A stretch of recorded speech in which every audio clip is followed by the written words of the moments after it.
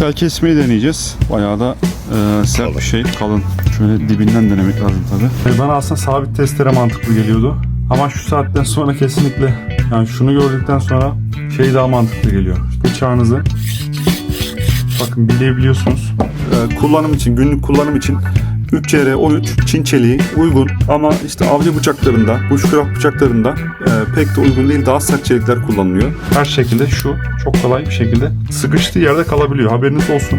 Bunun olması gereken bu topun burada değil de şunda olsaydı daha mantıklıydı. Leatherman'ın fiyatına 3 tane İzeltaş Multi Tool Pro alabiliyorsunuz. İzeltaş'ın ön videosuna girmiştik. Videoyu çektikten hemen kısa bir süre sonra aslında uzun videoyu, inceleme videosunu çekmekti fikrim. Soranlara da o şekilde söylemiştim ama gerek teknik aksaklıklar yüzünden gerekse de fırsat bulamadığımdan çekemedim. Şu anda fırsat buldum, çekiyorum. Kusura bakmayın diyorum. Detaylı bir inceleme yapacağız. Şöyle mıknatıslı bir kutu var. Açılıyor. İzeltaş'ın ürünü ortaya çıkıyor arkadaşlar. İncelemeye geçmeden önce en çok merak edilen şeyi söyleyeyim. Ürün Çin'de mi yapıldı? Türkiye'de mi yapıldı? Çin malı mı? Türk malı mı? Ürün Çin'de üretilmiş bir ürün. Nereden biliyoruz? Gizli saklı bir bilgi değil. Bu kutuda, bakın bu kutuda arkasında şöyle bir bilgi var.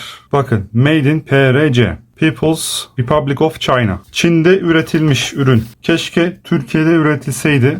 Ama yine ben bardağın dolu tarafından bakmak istiyorum. Yorumlarda da çok aklı selim yorumlar yapılmıştı bu konuda. Ürünü incelemeye geçelim. Bakın şöyle üründe, şöyle kapatalım. Ürün bu şekilde. Uzunluk olarak 11 santim. Diğer ürünlere kıyaslarsak uzunluk olarak bu Huntsman'ın normal Victorinox'un 91 mm serisi. Bakın şöyle elde şu şekilde duruyor. Ürünün boyutları bu şekilde. Boyutlar bu şekilde. Kalınlık olarak bakalım. 1.8, 1.9. Vidaları da dahil edersek 2.2 falan gibi bir rakam oluyor. Detaylı bilmek isteyenler olabilir. Kot pantolona taşıyacağım vesaire falan diyenler olabilir. Ondan dolayı detayları veriyorum. Ağırlık 340 gram. Bu da ekipmanlarıyla birlikte testereler de dahil 80 gram tutuyor. Toplamda 420 gram bir, eğer böyle bunu takarsanız 420 gram bir ağırlık olacak, taşıyacaksınız. Haberiniz olsun. Ağırlık olarak yanınızda taşıma ağırlığı olarak ağır. Onu söyleyeyim. Ürün Leatherman Search modelinin gövdesi ve Leatherman Free serisinin desenlerini almış durumda. Leatherman Free serisi, elimde Free P4 var. Bu şekilde. Burada bu kabartmalı bir yazı, içi oyuklu bir yazı. Bakın İzeltaş Multi Tool yazan yer ve İzeltaş, şöyle İzeltaş yazan yer lazerle yazılmış. Bıçaktan başlayalım. Bıçak boyutu bu şekilde. Leatherman Free 4'teki boyut bu şekilde. Bakın bıçaklar. Bıçağı daha hem kalın, şurası, hem yükseklik kalınlığı daha fazla. Şöyle de göstereyim. Hem de daha uzun. Biraz daha kalın, etli. Bunun bıçağının uzunluğu şöyle. Victorinox'un 111 milimetresi. Bakın şöyle. Bununla hemen hemen aynı boyda. Hatta Victorinox biraz daha fazlaymış. Şöyle bakalım boyuna. Yani şuradan alırsak 7,5 santim. En dipten alırsak 8 santim diyebilirim. Uzun bir bıçak değil. Bıçağının nasıl kestiğini ya da hangi malzemelerle nasıl tepki verdiğini gösterebilirim ben size. Şöyle bir çamaşır ipi, ama o naylon değil, biraz daha sağlam bir çamaşır ipi var elinde.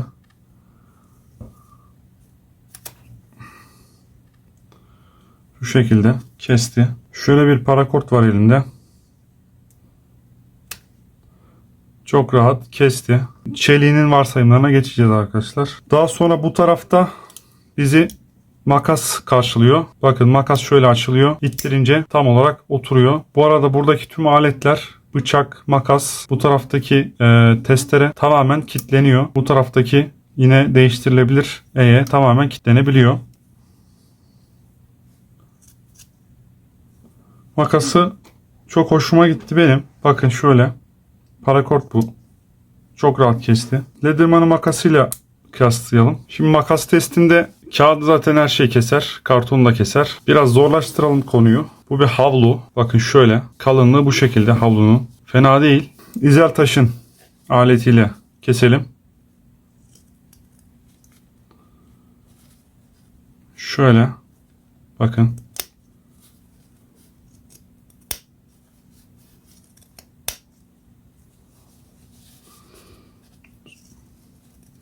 zorlanmadan kesiyor. Hani gömleği vesaire atleti falan hayli keser. Burada bildiğiniz havlu var. Kalın bir havlu. Şimdi Leatherman'ın makasını deneyelim. Bu arada makaslar arasında da fark var. Bakın şöyle. Biraz daha büyük. Biraz daha küçük. Ön videoda demiştim, hatırladınız mı? Makası da bir tık daha iyi demiştim. Ben Leatherman'ın makasından. İşte burada kanıtı.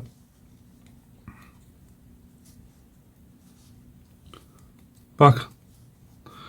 Leatherman burada gerçekten afallıyor.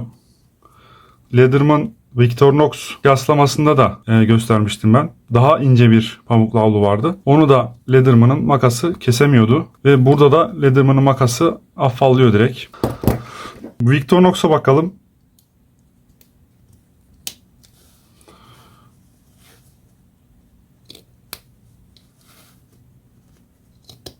Victorinox'un makası da bakın sektirmeden kesiyor. Gayet iyi.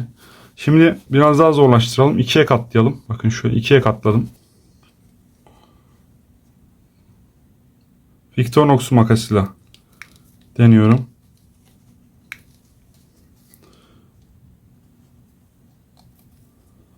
Yani şöyle kesiyor, takılıyor. Bakın. Gidiyor. Takılıyor. Takılarak kesiyor ama. Hani tek kattaki gibi çok rahat kesemedi ama bakın şurada. Şöyle aldı. 2 kat. Şimdi bunu deneyelim. Dizel taşı deneyelim. 2'ye katladım. 2'ye katladım arkadaşlar. Şuradan.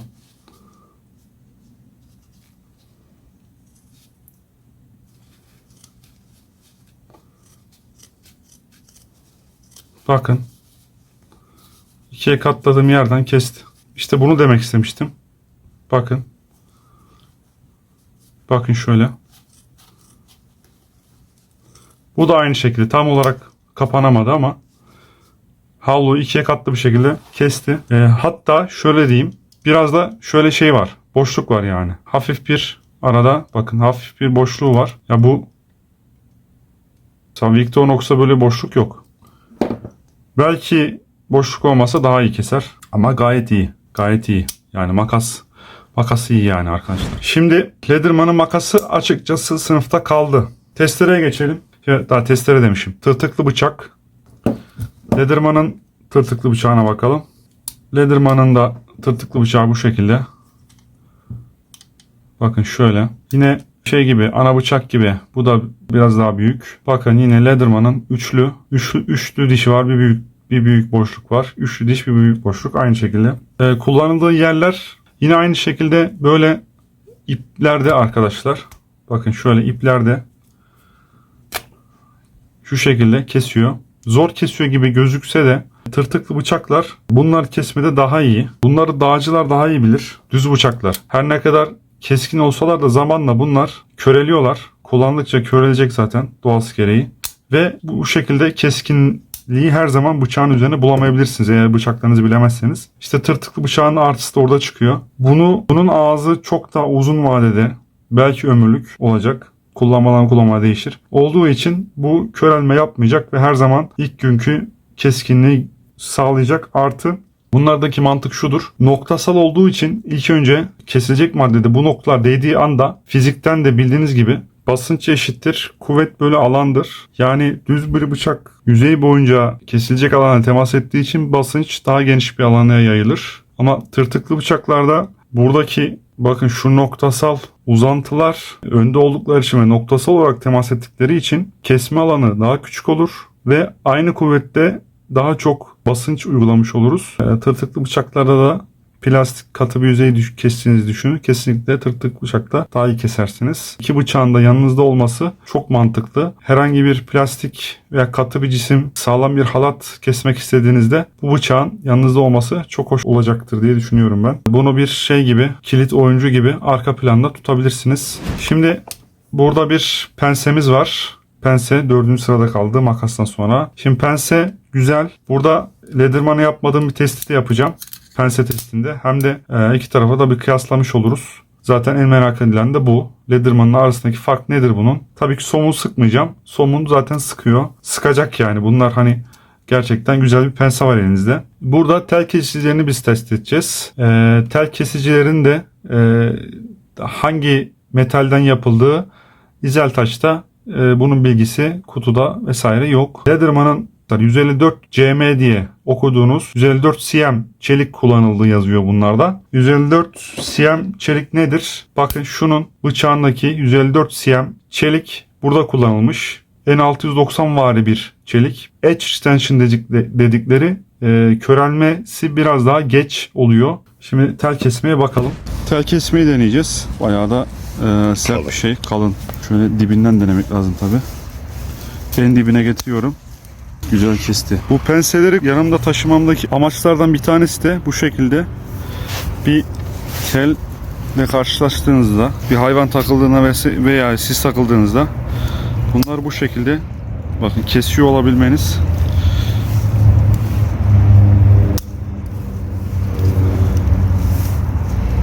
Çok rahat bir şekilde kesti. Hasar var mı? Bir hasar yok. Bununla birlikte kestiğim teli getirdim. Bir de burada kesmek istedim. 2,5 milimetre kalınlığında. Eğmesi biraz zor. Eğiliyor tabii. Şimdi bunu keserken şöyle yapıyoruz. Buradaki kalın bir tel keserken bunu şöyle en dibine kadar getirmemiz gerekiyor. Ki bakın şurada zaten keserken bakın şurada bir oyukluk var. Bu oyukluğa o sert teli getireceğiz ve kesim işlemini orada yapmamız gerekiyor. Sert bir şey kesecekseniz ucunda kesmeyin. Şuraya kadar getirin. Şimdi ben bununla kesmeden önce şöyle deneyeyim. Bakın size dandik diyebileceğim bir yan keski.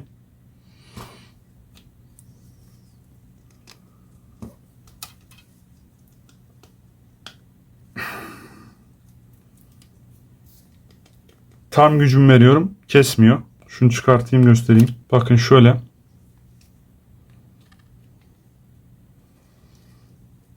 Dandik diyebileceğim yan keski. Bunu kesinlikle kesmiyor. Şöyle pense getirdim. BDM markası. Bu da muhtemelen Çin markası bir şey. Daha sağlam olsaydı evde onları getirecektim. Bununla deneyeyim.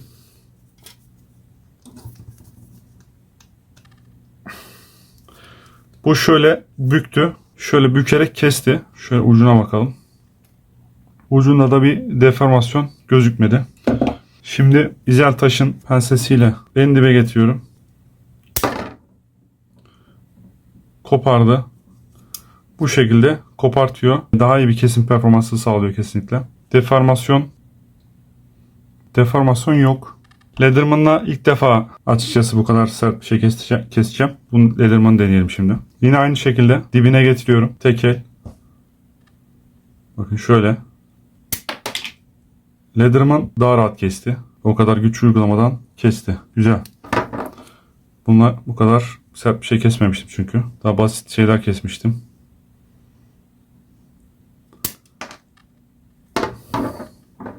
Evet. Güzel. Sıkıntı olmadı. Daha rahat kesti. Tel kesme olayı da böyle. Güzel kesiyor yani. Öyle söyleyeyim. Piyasadan alacağınız böyle dandik yan keski alacağınızı hiç almayın. Bunlar direkt çöp zaten. Hiçbir şeyi yok. Anlamı yok. Normal penseden de daha iyi bir performans sunuyor. Şimdi burada şöyle geldik. Şöyle yapalım. Şimdi penseye baktık. Ucu karga burun. Şurası pense. Burada tel kesiciler. Şurada tırtıklı bıçaktan bahsettik. Makastan bahsettik. Düz bıçak. Şimdi şuna geldik. Eye ve törpü. Bu bana şöyle kapatalım. Bu dörtlü bu şekilde. Burada normalde şuradaki Lederman'ın dörtlüsünde benim elimdeki Fi serisindeki dörtlü de bakın kendi testeresi mevcut. Şimdi burada İzeltaş bize şöyle bir şey yapmış. Bu search modelinde bu zaten bu şekilde değişiyor. Şuraya bakarsak bunlara T-shank deniyor. Bu T-shank'ler bu şekilde değişiyorlar.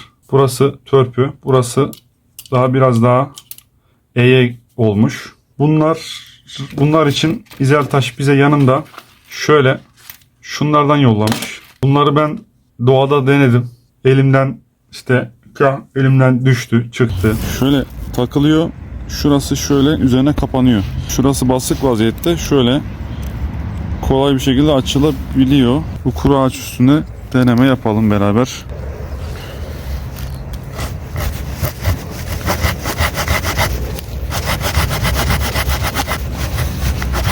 Şimdi testere sadece %90'ı testerenin çekerken çalışıyor. Bu da çekerken biraz daha sıkıntı. Oradan kurtulup elinizi yaralama ihtimali var. Aslında çok elle kesmeye uygun bir testere ağzı değil kesinlikle. Ama bu şekilde işinizi görüyor. Bu şekilde bazen bakın burada olduğu gibi kesim yaparken bazen buradan bu şekilde çıkabiliyor. Mesela testere yamuldu mesela şu anda. Tekrardan testereyi yerleştiriyorum ben. Şu parmağımla şuraya bir baskı uyguluyorum ki şurası açılmasın. Burada basarken de parmağımla bastığım için parmağımda bir acı hissediyorum yani ufaktan da olsa. Çift taraflı çalışmaması kesim işlemini uzatıyor. Sadece çekerken çok kesebiliyor. Bu şekilde ama işinizi görüyor. Kesiyor ama sizi gerçekten inanılmaz yoruyor. Tam ayar tutmuyor. Bunlar döküpaç testeresi olduğu için, o mantıklı olduğu için şöyle tutayım. Bunlar bakın şöyle çekerken çalışıyor. İterken çalışmıyorlar. Çekerken olduğu için gerçekten zorluyor testere. Hem de şurası açılıyor şöyle. Şöyle yaptığınız zaman burası bakın şurası yer çekiminden dolayı açılıyor. Şu şekilde gidiyor bu. Bu şekilde düşüyor. Bunun eksi yönlerinden bir tanesi. Bundan dolayı bunu bakın bu şekilde tutmak gerekiyor. Leatherman'da bu olay şöyle çözmüşler. Bunların ortada bir yuvarlak var. Leatherman'da burada bir yuvarlağın içine tırnak gibi bir şey giriyor ve o tutuyor. Maalesef bunda öyle bir şey yok. Bunda ters tutarsanız açılıyor.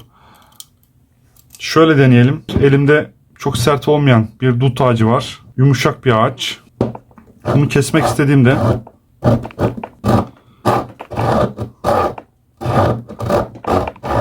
bakın şöyle takılarak geliyor elime. Bunun yerine ben gittim. Reklam değil arkadaşlar. Bauhaus'tan şöyle bir testere ucu aldım. Bana şöyle mantıklı geldi. Hem iki taraflı iterken ve çekerken çalışıyor gibi geldi bu testere ucu. Şöyle bu testere ucuyla denedim ve gerçekten canavar gibi kesiyor. Keserken arada takılmıyor da. Bakın şöyle bir kesim yapayım mesela. Şu kısmı keseyim. Burada saat tutacağım arkadaşlar. Hem aradaki testleri yapmış oluruz. Biraz masa sallanacak ama önemli olan burada bu testi yapmam. Şimdi başlattım süreyi. Şunu keseceğim.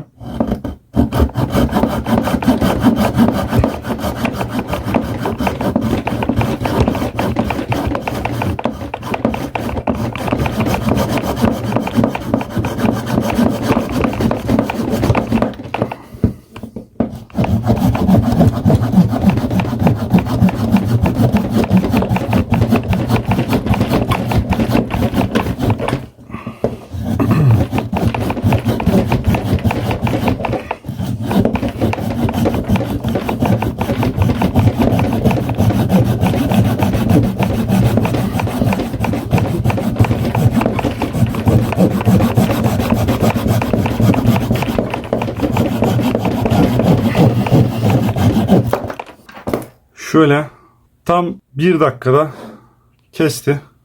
Bakın şöyle bir dut ağacı. Yani çok sert bir ağaç değil. Ama bunu bahçeniz var. Cebinizde de bu var. Gittiniz buluyorsunuz. Öyle düşünün. Şimdi aynı kalınlıktaki ağacı bir de benim için zor olacak ama bu şekilde. Leatherman'la keseceğim. Şimdi hatta kalın tarafı bakın şuraya doğru inceliyor. Bir tık kalın olan tarafı bu kesmiş oldu. Bakalım bunlar ne kadar süre olacak. Başlattım.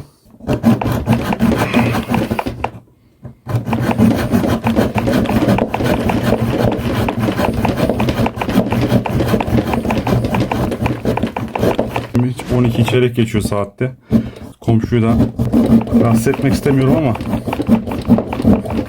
aynı şekilde tutuyorum. Bayağı terledim şu anda. Cidden yordu biraz. Kollarım da yordu. 3,5 dakika oldu. Biraz daha dişler küçük olduğundan mıdır nedir? Bakın o şu şeydeki akıcılık yok yani.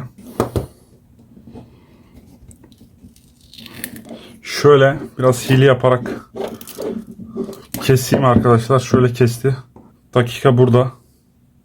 Biraz terletti ve daha çok güç uygulamak gerekiyor.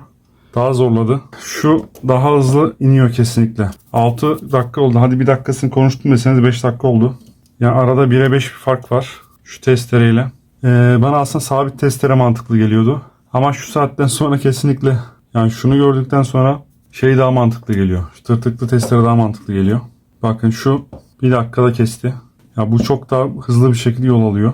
Bir de şunu yapacağım. Madem bunu açtım. Victorinox'un testeresiyle bir bakayım. Küçüğüyle. Küçük büyük arasında fark var arkadaşlar. Çünkü gidip geldiği yer bayağı fark ediyor. Bir de şu Huntsman'la bakayım. Madem test ediyoruz, testereleri de test etmiş olalım. Şimdi başlattım.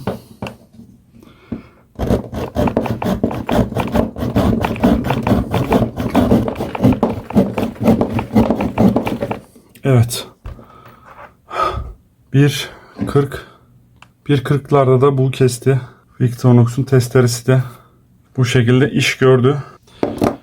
Şöyle göstereyim. Oturduğum yerden kesiyorum. Gücümü tam veremiyorum. En azından eşit şartlarda kestim. Yani üçünde eşit şartlarda kestim. Bir de şunu deneyeyim. Kesmeye başladım madem. Victorinox'un Wenger vari değil de 111 milimetresiyle keseyim. Daha uzun olan testeresiyle keseyim. Şöyle göstereyim. Artık odaklayamıyor. O kadar çok şey oldu ki şuralarda. Şimdi bu testereler hemen hemen aynı boyuttalar. Şimdi de 111 mm ile deneyeceğim. Dördüncü olarak buradan bakalım bunun performansı nasıl. Zaten aynı testere, aynı materyal ama sadece testere uzunluğu fazla.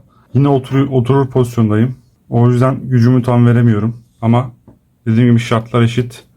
Başlattım süreyi. Şuradan keseceğim.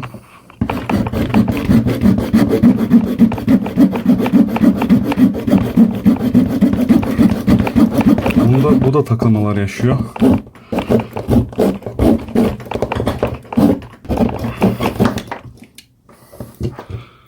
Bu da küçükten biraz daha, hadi 10 saniye falan şey yapsak 1.30 1.20'de falan kesti diyelim. Aynı materyaldi zaten. Biraz daha büyük testereydi. O da 20 saniye falan fark etti. Şöyle göstereyim. Yani testerelerde şöyle kendi testerenizi götürmeniz ve değiştirilebilir olması, bunların bakın şu markadan aldım. Bu reklam değildir. Bilmiyordum da zaten gittim seçtim. Sadece ucuna bakarak seçtim. Bauhaus'tan aldım. Kasadaki elemana da sordum. Bu dedim bu marka neymiş? O da bunu Bauhaus üretiyor. Bakın şurada Bauhaus yazıyor. Boşa ürettiriyor dedi. Böyle bir testere. Yani bunlar köreldikçe sabit testerelerin değişmemesi ama bunların böyle çok rahat değişmesi falan bu aletlerde gerçekten çok daha mantıklı. Bunda iyi bir testere ucu alırsanız bu şekilde, belki daha iyileri vardır ama bu testere gerçekten şu anda bunların birincisi oldu. 1 dakikada kestim. Hepsine hemen hemen aynı güç uyguladım. Bu şekilde çıkabiliyor. Dediğim gibi bunu şöyle tutarsanız bunun çıkma olasılığı daha azalıyor. Hatta ben bu elimdeyken hiç çıkmadı yani şöyle. Maalesef İzeltaş'ın gönderdiği şeyler et kalınlığı biraz daha ince. Bakın şöyle koyayım yan yana. Gördüğünüz gibi bu biraz daha kalın bendeki. Bundan dolayı çıkma tecrübesini yaşamadım ben şimdiye kadar. Dışarıda da test etmek lazım tabii ki, dış ortamda, ama değiştirilebilir olması çok güzel bir şey. Köreldikçe değiştireceksiniz. Bu kadar basit. Performans da çok iyi geldi bana. Şimdi şuna bakalım. Şu üstüne gelen şey. Burası bildiğimiz zaten. Bu kısım da törpü. Biraz daha benim elmas taşını anımsattı bana. Ama bakın şu 400. Bu çok daha ince. Bu demek ki 200 falan olabilir yani. Ha, bıçak bileniyor mu bu arada? Ben denedim arkadaşlar bıçak bilemeyi. Zor oluyor kesinlikle ama bıçak bileniyor. Yani dış bir ortamda olduğunuzu düşünseniz bıçağınızı bakın bilebiliyorsunuz. Bunu da şöyle göstereyim yani. Bunu da lafta kalmasın. Bakın şöyle boyadım. Elimle çıkmıyor. Şimdi şu boyalı kısmını bilelemeye başlıyorum.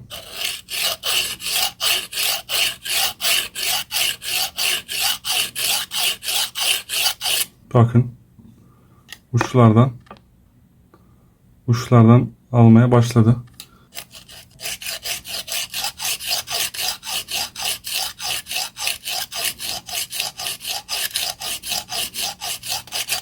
Uçlar komple aldı, bak. Sürttüğüm yerlerin hepsini aldı.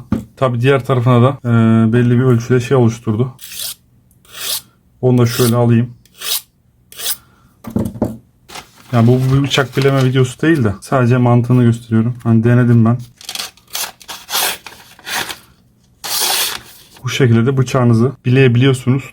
Burası da biraz dediğim gibi elmas yazmamışlar. Zaten yazmadılarsa muhtemelen elmas değildir. Nereden baktın diyeceksiniz. Şimdi arkadaşlar, herkesin sizin de yazdığınız gibi çelik mevzuna girerken bu ürünün muadillerinden bahsettim. Bu ürünün muadillerinden birisi de Biburi. Biburi markasıyla çıkmış. Şimdi Biburi'yi niye gösteriyorum? Biburi'deki her şey birebir İzeltaş'la aynı gövdeden bahsediyorum. Mesela şuradaki Biburi'nin üzerindeki noktaların yeri bile aynı. Ben bunlara çok dikkatli bir şekilde baktım, inceledim. Bakın yine Biburi'nin yanında gelen o kılıfının üzerindeki yazı yine aynı şekilde İzeltaş'la aynı. Bu da bana şu mantığı kurmamı sağlıyor açıkçası. İzeltaş'ın çıkardığı ürün bu ürünle aynı firmadan çıkmış olabilir. Bununla ilgili Riken de telaffuz edildi bir önceki gönderimin yorumlarında. O da yurt içinde satılan aynı buna benziyor. Güzel de net de gözükmüyordu fotoğraflar. Ama Biburi'nin bakın hem uçlar tek bu tel kesicilerde ki oradaki eğiklik yok. Onun haricinde hepsi aynı. Sonuç itibariyle bunlar hemen hemen aynı ürünler olduğunu düşünüyorum. Belki aynı fabrikadan çıkmış olabilirler. Şu da olabilir. İzeltaş işte bunun çeliği başka bir şeydir. Opsiyonlar vardır. İzeltaş bana şunu yap demiştir. O çelik öyle yapılmıştır. Ama bunun haricinde ben burada yazdığı çeliğin olduğunu düşünüyorum. Fiyat olarak da baktığımızda 79 dolar 80 dolar diyelim. Şu anda 36 ile çarpsak 2800 lira tekabül ediyor. Zaten üründe 2800 lira çıkmış durumda. Bu şekilde aşağı doğru geldik. Bakın burada Biburi özelliklerini yazmış. Sağ tarafta çeliğini yazıyor. Şundan mal edilmiştir demiş. High Quality Stainless Steel 3CR13 yazmışlar. Bunu araştırdığımızda standart Çin çeliği olduğunu görüyoruz. Ona bir bakalım. Şimdi ben bu çeliği kıyaslamak için bir tablo hazırladım. Bu tabloya 3 karbon 13 krom koydum. 3CR13'ü. 420 HC'yi koydum. N690 ve 440C'yi koydum. Şimdi 420 HC ve 440C Lederman'ın kendi aletlerine kullandım dediği çelikler. Bakın burada Lederman'ın sitesinden kendiniz de görebilirsiniz bunu. Burada bakmamız gereken ne kadar yüksek karbon o kadar sert çelik, ne kadar çok krom o kadar da korozyon direnci, paslanmaya karşı bir direnç olduğunu söyleyebiliriz genel olarak. Diğer bileşiklerin oranları da işte o çeliğin artık özelliklerine göre değişiyor. İşte araya magnezyum giriyor, silisyum giriyor, nikel giriyor falan.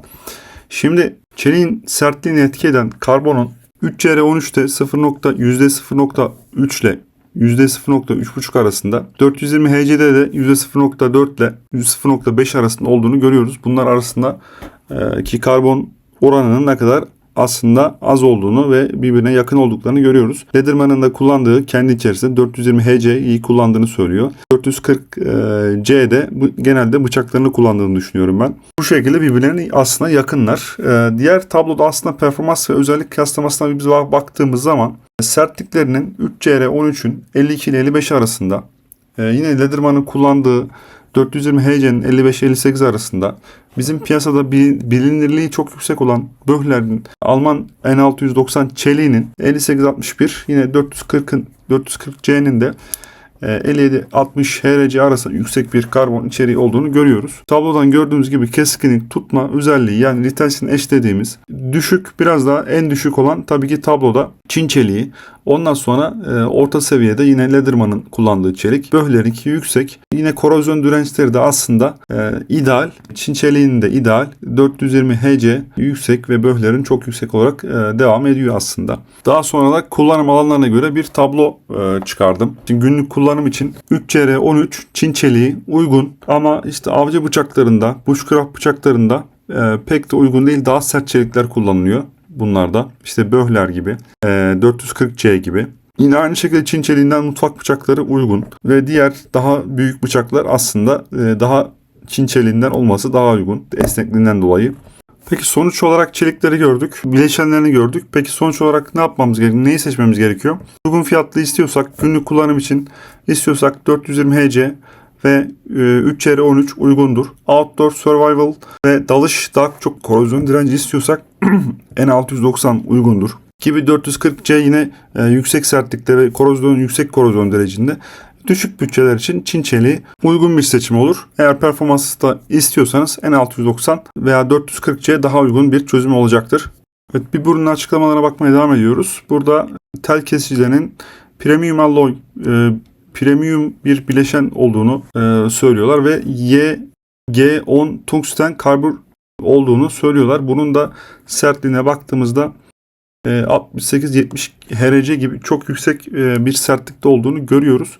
Standart bıçaklar gibi değil, çok daha fazla sertliğe sahipler ama kırılgan olmaya eğilimliler çok sert olduklarından dolayı. Tel kesicilerde sert malzemeleri kesmek için iyi ama kırılabilirler. Kırıldıklarında da zaten değiştirilebilen bir parça olduğu için en azından çok büyük bir sorun teşkil etmeyecektir. Bütün aletlere bakalım. Şurada şunu çekerken bunlar bu arada Search'te de aynı şekilde içeri doğru açılıyorlar. Bakın şöyle bunlar içeriden açılıyorlar daha doğrusu.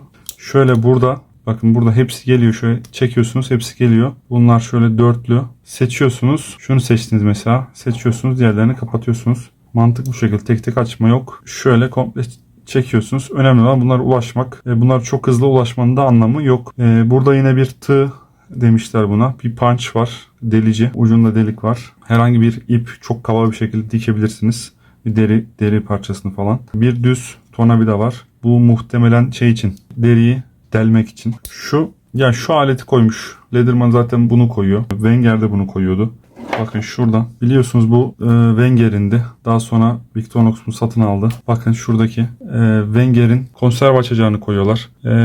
Bu o kadar güzel bir araç değil bence. Yani bunun kullanılabilirliği daha az. Ben gerçekten bu aleti arıyorum yerlerinde. Victorinox'un sevdiğim noktası bu. Bu aletin tasarımı çok hoş ya. Bu aletin tasarımına ben bayılıyorum. Yani bu değil. Kesinlikle burasının yuvarlak olması kanırtmaz. Yani bir yere şu ayırma işlemlerinde çok daha işinize yarıyor. Şöyle. Bu hafif böyle bıçağımsı. Böyle elinizde kesecek kesinlikle değil. Ama yine burası konserve açıyor mu? Açıyor. Bu da açıyor. Ama bu daha kullanışlı. Bunun ucu aynı şekilde. Tornavida. Düz tornavida. Keşke bunların ucu burada olsa. Bu da bir anekdot. Bu arada bunlar da kilitlenebiliyor. Tüm aletler gibi. Bunlar da kilitleniyor. Şuradan şöyle basıyorsunuz ve bakın şurada bir mandal var. Mandal açılıyor. Bu mandal buradaki tüm aletleri kilitliyor. Bu tarafta da bir mandal var. Bu tarafta neyi kilitliyor? Bu tarafta şunu kilitliyor. Şimdi Search modelinde olan şey bunda da var. Search'te sadece burada tornavida var. Onların tornavidası şöyle ince. Bakın şöyle bir uç var orada. Search elinde yok ama Search'ün şöyle mantığının aynısı. Şöyle Search'te de bu uçlar artık görmüyor kamera. Karıştırıyor. Bakın Search'te de bu uçlar var. Lederman'ın uçları şöyle. Normal uç altıgen şekilde gelirken Lederman'ın dikdörtgen şeklinde. Bakın bu sayede bu alan daha az bir yer kaplıyor Lederman'da ve buraya bir alet daha geliyor. Bununsa buradaki tornavida kısmı burayı komple kaplamış durumda. Burada şöyle bir eksiklik var. Demek istediğim şu. Sıktınız. Şuradan. Çekiyorsunuz. Düşmedi. Sıktınız. Şöyle takıyorsunuz. Bakın şöyle sonuna kadar ittiriyorum şu anda. Sıktınız. Çekiyorsunuz. Gördünüz mü? Gösterdiğim gibi bu maalesef biraz böyle sert bir yere geldiğinde çok rahat bir şekilde çıkabiliyor. Şuradaki hepsine top yapmışlar. Bakın şöyle. Hepsine küçük küçük toplar yapmışlar. Bunlar normalde mantıken bunu tutar diye düşünüyorlar. Bu ucunda altıgen yerin yuvanın ucunda şu kenarlarda bir şey yok, dümdüz arkadaşlar. Bu da maalesef yani bunu bakın. Şurada bir yükseklik var. Şuraya da taksanız buraya da taksanız fark etmiyor. Her şekilde şu çok kolay bir şekilde sıkıştığı yerde kalabiliyor. Haberiniz olsun. Bunun olması gereken bu topun burada değil de şunda olsaydı daha mantıklıydı. Çünkü buna başka bir eksiklikte başka bir şey takamıyorsunuz. O da düşüyor. Şöyle kendi uçlarınız var. Bitleriniz var. Tamam altıgen olması çok güzel. Uyuyor mu? Uyuyor. Hadi olduğunu düşünün. Biraz içine kaldı da. Şöyle bakın.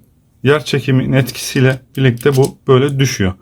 Bunun olması gereken neydi? bunun içinde, kendi içinde şu bilyadan olacaktı ki herhangi bir dışarıdan gelen şeyi tutsun. Demek istediğim şu, aslında şöyle bir ürün daha aldım ben orada görmüşken. Böyle bir şey almak istiyordum. Yine aynı markanın, şu testerenin olan markasının. Reklam değildir arkadaşlar. Bunlar kendi paramla aldığım şeyler. Şöyle bir ürün aldım. Böyle bir şey istiyordum yanımda. Biraz daha hafif olabilirdi gerçi. Biraz ağır. 50 gram falan civarı. Bana göre böyle bir ürün 20 gram, 25 gram olması gerekiyor. Biraz ağır nedense. Her neyse. Bakın şurada. Bunun şurada dediğim olay şu arkadaşlar. Bakın şurada bilye var. Bakın. O bilye zaten şurada uçta. Ve benim herhangi bir bitimi tutuyor. Gördüğünüz gibi. Bakın. Yani buradaki, bunlar da tek tek bunu koyacaklarına, böyle saçma bir iş olacağına keşke şurada olsaydı, her şeyi tutacak. O zaman daha mantıklı ve kendisiyle birlikte gelen şu bitlere eliniz mahkum kalmayacaktı. Tamam, bunlar iyi, hoş, güzel, şu delikli falan. Güzel koymuşlar. Toplamda 14 tane uca sahip olabiliyorsunuz. Bir de kendine var 16, ama çok daha fazla kullanılabilecekken aslında orada kısıtlanmış. Ürünün bir diğer eksikliği de o. Taşıma çantasında İzeltaş markanın ismi yazıyor. Burası da kemere tutturulabilecek şekilde. Burada bir klips olabilirdi. Aynı şekilde üründe de bir klips olabilirdi. Search'te bir klips var mı mesela? Aynı şunun gibi. Nerede? Şurada bir klips var. Ufak bir detay.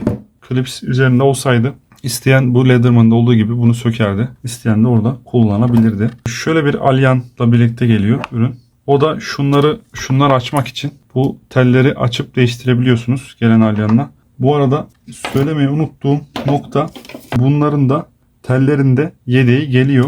Birer tane yedeği geliyor. Benim aldığım Leatherman'da ise bunların yedeği gelmemişti. Bunları tekrardan harici olarak satın alıyorsunuz. Ürün genel olarak böyle. Metalini anlattık. Ürünün bir tane daha fonksiyonlarından bir tanesi.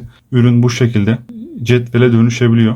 Yaklaşık 20 santimlik cetvel olabiliyor. Bir tarafı santim, bir tarafı inç ölçer olabiliyor. Bu arada bu da ürünün özelliklerinden bir tanesi. Şu şekilde kullandığımızda ürün tam tamına 20 santimlik bir cetvel oluyor. Yanınıza taşıyormuş gibi oluyorsunuz. Bu da güzel bir ayrıntı. Leatherman'da mesela Free serisinde böyle bir, gördüğünüz gibi, özellik söz konusu değil. Ürünün fiyat olarak baktığım zaman bayiden 2800 TL'ye aldım. Enflasyonla birlikte tabii ki fiyat yerinde durmayacak, gidecek, ama şu an itibariyle internet üzerinden satış yapan yerlerde bitmiş durumda. Bayilerde de, ben gittim bayide de bundan sadece bir tane vardı ellerinde.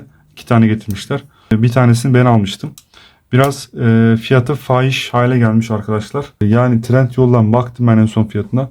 4000 küsür gösteriyordu. Bu fiyatları ben makul görmüyorum. Çünkü burada bir yine aynı şekilde ürünün şu an piyasada olmayışından kaynaklı diyeyim. Talep oluşundan dolayı ürünün fiyatını ara satıcılar arttırmışlar gibi gözüküyorlar. Bu konuda da sizi uyarayım. Bu fiyattan da bence almayın, yüksek fiyattan. Sonuç çıkarmak istediğimizde, şimdi search modelini almak isteyen, yanında bu şekilde işte bıçağı olsun, tırtıklı bıçağı olsun, işte testeresi olsun, bu şekilde ulaşabileceği değiştirilebilir testereye ulaşmak için Leatherman'ı almayı tercih edenler şu anda en ucuz günü itibariyle 8650 lira Leatherman'ın fiyatı. Bunun fiyatı ise 2800 lira. Leatherman'ın fiyatına 3 tane İzeltaş Multi Tool Pro alabiliyorsunuz. Gördünüz. Tabii ki burada seçim sizin. Malzemesi tam emin olmamakla birlikte çeliğin kalitesi ortalama bir çelik. Çin çeliği, merdiven altı çeliği değil. Leatherman'ın çeliğine de baktığınız zaman bir N690 değil Leatherman. Yani ben burada hani Leatherman'ı şeye çıkartayım, bunu yeriyim veya böyle bir şeyim yok. Hatta Leatherman bana göre biraz pahalı geliyor. Olması gerekenden de pahalı. Baktığınız zaman işte Türkiye'ye tabii ithal bir ürün. İthal vergi ekleniyor, bilmem ne ekleniyor. Fiyat artıyor. Normalden biz pahalı alıyoruz maalesef. Bizim kaderimiz diyeyim. Yani herkese sabır diliyorum. Gerçekten zor bir ortamda yaşıyoruz. Leatherman'ın dediğim gibi ithal bir ürün olduğundan dolayı fiyatlar yüksek. Açıkçası insan 8600 lira verdiği aleti horda koşamıyor. Öyle de bir nokta var. Bunlar aslında biraz alet olduğu için hor koşulabilmeli diye düşünüyor insan. Ben de şunu anlıyorum ya. Bu açıdan da bakınca bunların biraz daha fiyatlarının uygun olmasını bekliyor kafada. Ama çok da uygun olmuyorlar. Ondan dolayı iyi bir seçenek olabilir ve bu şekilde düşünenler için. En artı noktalarından bir tanesi şu. Testere olayını çok sevdim. Testerenin değiştirebilir olması çok güzel. Durum böyle arkadaşlar. Eksisi var, artısı var ürünün. Yorumların hepsini okuyorum bu arada. Yorumlarınız için, iyi yorumlarınız için teşekkür ediyorum. Onlar beni çok motive ediyorlar. Çok iyi insanlar var, bilgili insanlar var. Bilgilerini aktarıyorlar. Onları okudukça ben de öğreniyorum. Onlar için ayrıca teşekkür ediyorum. Bir sonraki videoda görüşmek üzere. Hoşça kalın.